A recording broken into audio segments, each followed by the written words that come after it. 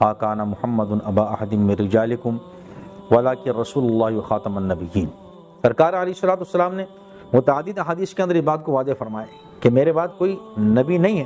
میرے بعد کوئی نبی آ ہی نہیں سکتا۔ متعدد احادیث طیبہ اس موضوع کی موجود ہیں۔ تو قادیانی جو یہ کہہ کر مسلمانوں کو دھوکہ دینا چاہتے ہیں، یا عام مسلمان اس بات سے متاثر ہوتے ہیں جی وہ بھی نماز پڑھتے ہیں، وہ بھی قرآن پڑھتے ہیں، وہ بھی کلمہ، تو یہ کوئی متاثر ہونے والی باتیں نہیں ہیں۔ بسم اللہ الرحمن الرحیم، الحمدللہ رب العالمین، والصلاة والسلام علی خاتم النبیین، اما بعد فاعوذ باللہ من الشیطان الرجیم، بسم اللہ الرحمن الرحیم۔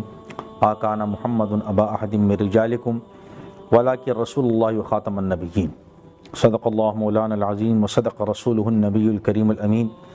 صلی اللہ علی النبی الامی وآلہ صلی اللہ علیہ وسلم۔ صلاۃ و سلام علیک یا سیدی یا رسول اللہ، الصلاۃ والسلام علیک یا رسول اللہ، الصلاۃ والسلام علیک یا حبیب اللہ، الصلاۃ والسلام علیک یا رحمۃ للعالمین، الصلاۃ والسلام علیک یا خاتم النبیین۔ عزیزان گرامی قدر، نبی کریم صلی اللہ تعالیٰ علیہ وسلم اللہ تبارک و تعالیٰ کے آخری نبی ہیں، اور اہل ایمان کا یہ متفقہ عقیدہ اور متفقہ نظریہ اور متفقہ فیصلہ ہے کہ رسول کریم صلی اللہ تعالیٰ علیہ وسلم کے بعد کوئی نیا نبی کسی بھی طریقے کا، نہ ذلی نہ بروزی، کسی بھی طریقے کا کوئی نیا نبی تشریف نہیں لائے گا۔ یہ ایک متفقہ عقیدہ ہے۔ قرآن و حدیث میں بھی یہ تمام چیزیں بیان کی گئی ہیں۔ قرآن کریم کی آیت میں نے بھی آپ کے سامنے تلاوت کی، اس میں اللہ تبارک و تعالیٰ نے فرمایا ما کان محمد ابا احد من رجالکم ولکن رسول اللہ خاتم النبیین، کہ محمد صلی اللہ علیہ وسلم تم میں سے کسی مرد کے باپ نہیں ہیں، لیکن وہ اللہ کے رسول ہیں اور آخری نبی ہیں۔ اور متعدد احادیث طیبہ اس موضوع کی موجود ہیں۔ اعلیٰ حضرت رحمۃ اللہ تعالی علیہ نے اپنی کتاب المبین کے اندر 100 احادیث جمع فرمائی ہیں، جن کے اندر یہ بات واضح ہے کہ رسول اللہ صلی اللہ علیہ وسلم اللہ تعالیٰ کے آخری نبی ہیں، اور آپ کے بعد کوئی نیا نبی تشریف نہیں لائے۔ مشہور حدیث ہے اس کے اندر سے، جس میں فرمایا لا نبی بعدی، میرے بعد کوئی نیا نبی نہیں آئے گا۔ تو یہ حضور علیہ الصلوۃ والسلام کا، قرآن و حدیث کا، صحابہ کرام کا، تابعین اعظام کا، تبع تابعین کا، بلکہ تمام ملت اسلامیہ کا، اس کے اندر فقہاء کرام بھی شامل ہیں، محدثین بھی شامل ہیں، مفسرین بھی شامل ہیں، صوفیہ بھی شامل ہیں، اولیاء کرام بھی شامل ہیں، سب کا یہ متفقہ فیصلہ ہے، سب کا یہ متفقہ عقیدہ ہے، سب کا یہ متفقہ نظریہ ہے کہ حضور علیہ الصلوۃ والسلام کے بعد کوئی نیا نبی کسی بھی قسم کا اس دنیا میں نہیں آئے گا۔ عرصے دراز تک مسلمانوں کے اندر یہ متفقہ عقیدہ تھا، لیکن جب یہاں پر انگریزوں کی سازشیں مضبوط ہوئیں تو یہاں پر انگریزوں نے مسلمانوں کے خلاف سازش کا اور مسلمانوں کے دلوں سے نبی کریم صلی اللہ علیہ وسلم کی محبت نکالنے کا ایک انتشار اور فتنے والا بیج بویا، جس کو فتنہ قادیانیت کہا جاتا ہے۔ اور انہوں نے قادیان کے اندر ایک شخص تلاش کیا جس کے پیروکاروں کو قادیانی کہا جاتا۔ اس نے جناب انگریز کے دور کے اندر دعوی نبوت کیا، ہر جانب سے علماء کرام نے اس کا رد کیا، اور بالآخر وہ ملعون گندگی کے مقام پر مر گیا۔ اب ہونا تو یہ چاہیے کہ اس سے اس کے پیروکار عبرت حاصل کرتے اور اپنے گمراہ کن عقائد سے توبہ کر لیتے، لیکن ایسا نہیں ہوا۔ قیام پاکستان کے ساتھ یہاں پر بھی سازشیں شروع ہوئیں کہ پاکستان کے اندر بڑے بڑے عہدوں پر قادیانیت جو ہے وہ قابض ہو گئی۔ ہم دیکھیں جناب بڑے بڑے عہدے، چاہے وہ عوامی ہوں یا عسکری عہدے ہوں، ان پر ہمیں قادیانی لیول لگے ہوئے لوگ نظر آتے ہیں۔ علماء کرام نے قیام پاکستان کے بعد سے 1948 سے ہی قادیانیوں کے خلاف جدوجہد کی، اور علماء کرام کی اس تحریک ختم نبوت کی ایک بڑی لمبی داستان ہے۔ 1948 سے لے کر 1974 تک مسلسل ہزاروں کی تعداد کے اندر عوام الناس شہید ہوئے، ہزاروں کی تعداد کے اندر علماء کو گرفتار کیا گیا، سینکڑوں کی تعداد میں لوگوں کو پھانسیاں بھی دی گئیں، اور ہمارے علماء کرام کے خلاف جناب مقدمات بھی بنائے گئے، ان کو پھانسیاں بھی دی گئیں، ان کو جیلوں کے اندر بھی بند کیا گیا، محض اس وجہ سے کہ وہ قادیانیوں کو کافر کہنے سے باز آ جائیں۔ لیکن ہمارے علماء کرام نے اور عوام الناس نے ہمت نہ ہاری۔ یہ ایک طویل جد و جہد کی داستان ہے، جس کے اندر اگر آپ پوری داستان سنیں گے یا پوری داستان پڑھیں گے تو آپ کی آنکھوں سے آنسو جاری ہو جائیں گے، بلکہ آپ کا دل بھی خون کے آنسو رونے لگے گا کہ ایک ایسا ملک اسلام کے نام پر حاصل کیا گیا، جس نبی کے نام پر یہ ملک حاصل کیا گیا، اسی نبی کے خلاف یہاں پر سازشوں کو نہ صرف جگہ دی گئی بلکہ ان کو ایک ایسا پلاٹ فراہم کیا گیا جہاں کہ وہ اپنا کام مکمل آزادانہ طریقے سے کر سکیں۔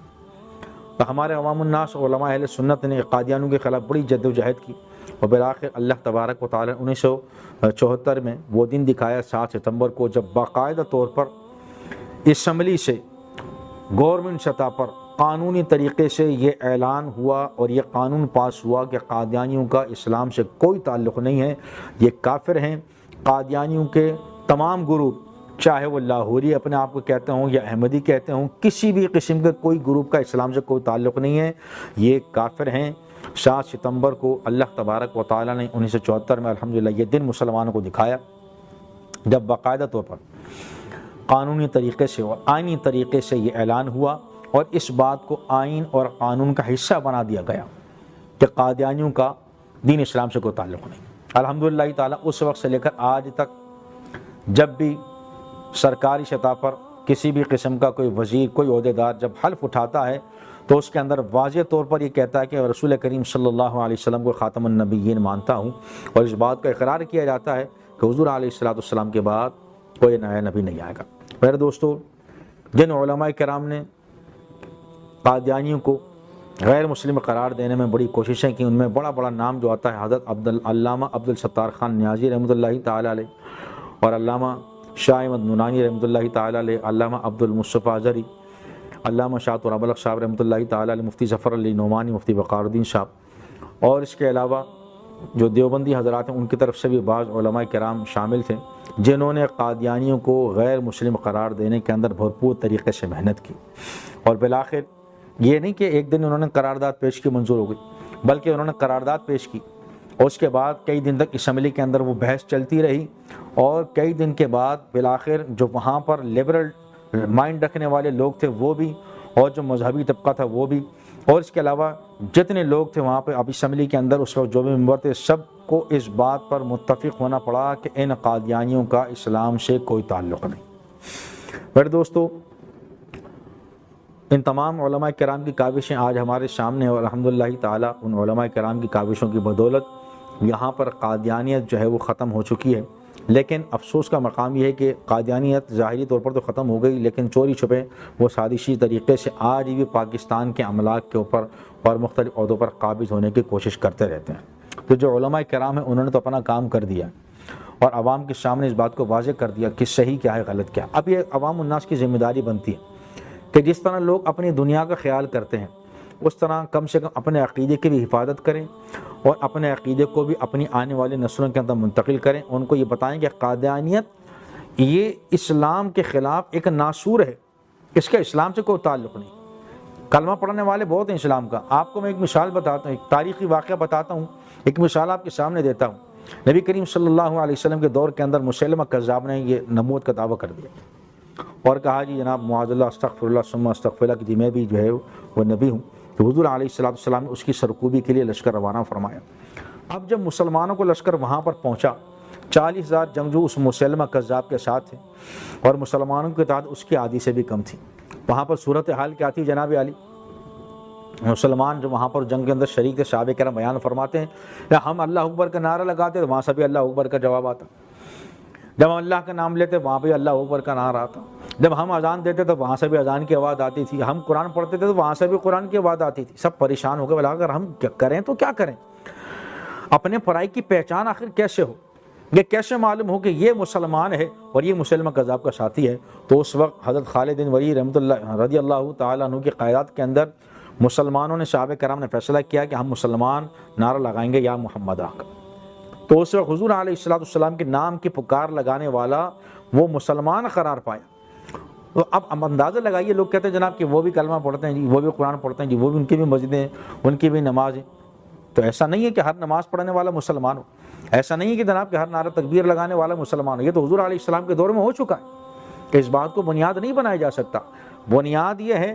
کہ حضور علیہ السلام کو خاتم النبیین کون مانتا ہے؟ خاتم النبیین کا مطلب یہ نہیں ہے کہ حضور علیہ السلام کسی ایک منصب کے حامل ہیں یا یہ آپ کی ایک صرف صفت ہے۔ یہ قادیانی مغالطہ دیتے ہیں، مسلمانوں کو دھوکہ دیتے ہیں۔ خاتم النبیین ہم مانتے ہیں اور خاتم النبیین حضور علیہ السلام ہیں، مانتے ہیں، اور کیا کہتے ہیں؟ وہ کہتے ہیں جی خاتم النبیین حضور علیہ السلام کی صفت ہے۔ تو میں آپ کو یہ واضح کر دوں کہ خاتم النبیین جو ہے وہ صرف ایک صفت نہیں ہے، بلکہ وہ منصب ہے، وہ ایک عہدہ ہے۔ جس طرح ہر ملک کے اندر صدر ہے، وزیر اعظم ہے، چیف آف آرمی اسٹاف ہے جناب، SSP ہے جناب, IG ہے, یہ کیا ہے؟ یہ صرف صفت نہیں ہے, یہ ان کی کوالٹیز نہیں ہے, یہ تو ان کا ایک منصب ہے. تو ایک ملک کے اندر جس طرح 2 صدر نہیں ہو سکتے, 2 وزیر اعظم نہیں ہو سکتے, 2 چیف آف آرمی اسٹاف نہیں ہو سکتے, بالکل اسی طرح سے یہ خاتم النبیین میرے آقا علیہ الصلوۃ والسلام کا منصب ہے, آپ کا عہدہ ہے, اور اس عہدے کے اندر آپ کے ساتھ کوئی شریک نہیں ہے. سرکار علیہ الصلوۃ والسلام نے متعدد احادیث کے اندر یہ بات کو واضح فرمایا کہ میرے بعد کوئی نبی نہیں ہے, میرے بعد کوئی نیا نبی نہیں آ سکتا, میرے بعد کوئی نبی آ ہی نہیں سکتا. متعدد احادیث طیبہ اس موضوع کی موجود ہے.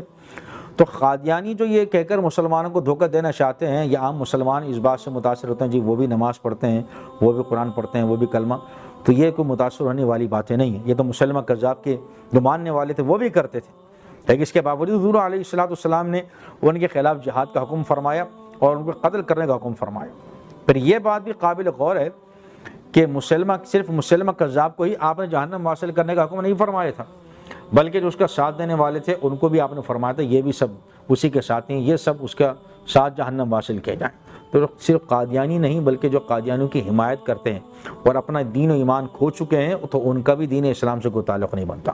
میرے دوستو, اس زمانے کے اندر اپنے عقیدے کی حفاظت کرنا بڑے مشکل ہو گیا. تو آپ سب حضرات پر یہ ذمہ داری عائد ہوتی ہے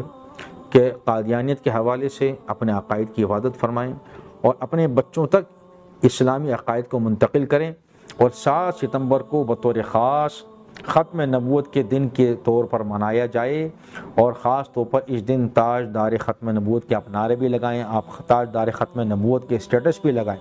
اور جگہ جگہ جلسے جلوس کریں. یہ تحفظ ختم نبوت ہم مسلمانوں کا خاصہ ہے, ہم اہل ایمان کا خاصہ ہے, یہ ہم ہی کریں گے. کوئی غیر مسلم آ کے نہیں کرے گا جناب, کہ کوئی غیر مسلم آ کے ہمارے نبی کی فضائل ہمیں نہیں بتائے گا, یہ ہمیں ہی کرنا ہے. تو تحفظ ختم نبوت کے حوالے سے ہمیں یہ دن منانا چاہیے, اور 7 ستمبر کو اس حوالے سے ہمیں یاد رکھنا چاہیے کہ اس دن باقاعدہ قانونی اور آئینی طریقے سے پاکستان کے اندر قادیانیوں کو غیر مسلم قرار دیا گیا تھا, اور یہ واضح کر دیا گیا تھا کہ ان کا دین اسلام سے کوئی تعلق نہیں ہے. تو ہمیں یہ دن یاد رکھنا چاہیے, اور ہمارے علماء کرام نے جو اس سلسلے میں کاوشیں کی ہمیں وہ بھی یاد رکھنا چاہیے. اللہ تعالی ہم سب کو اعمال کی توفیق عطا فرمائے. وما علینا الا البلاغ.